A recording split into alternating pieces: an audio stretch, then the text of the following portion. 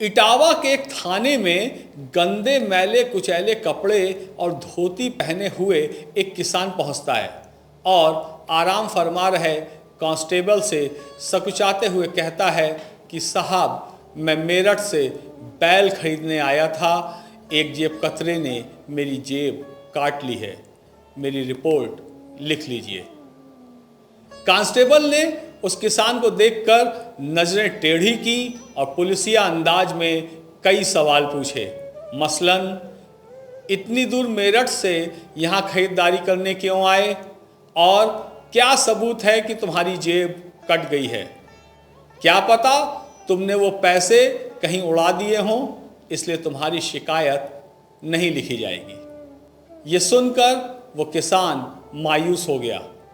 तभी एक सिपाही उसे किनारे ले गया और समझाया कि अगर वो कुछ पैसे दे दे तो उसकी रिपोर्ट लिखी जा सकती है।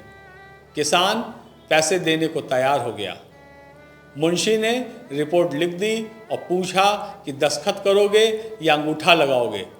तब किसान ने कहा कि अंगूठा लगाऊंगा और मुंशी ने स्याही का पैड और शिकायत का कागज किसान की ओर बढ़ा दिया। तभी उस किसान ने जेब से एक मोहर निकालकर उसमें स्याही लगाई और वो मोहर कागज पर लगा दी।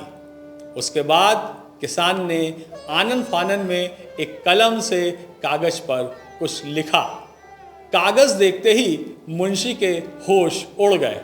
उस पर नाम लिखा था चरण सिंह और मुहर से जो ठप्पा लगा था उसमें लिखा था प्रधानमंत्री भारत सरकार।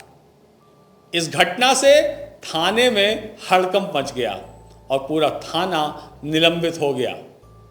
ये थे किसानों के मसीहा कहलाने वाले चौधरी चरण सिंह, जो उस समय देश के प्रधानमंत्री थे और इस तरह से कई बार भेष बदलकर सरकारी दफ्तरों का हाल जानने पहुंच जाते थे।